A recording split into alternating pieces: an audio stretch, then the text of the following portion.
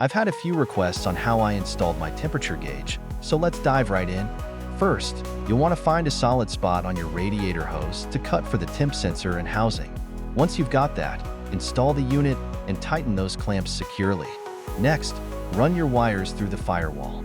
The blue wire from the unit connects to the green wire in the gauge, while the white wire goes straight to ground.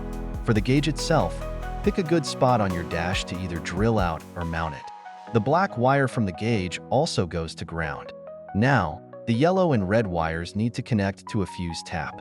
Just plug that into your accessory slot and you're all set. If this helped you out, give it a like and check out ldcgear.com for some cool t-shirts.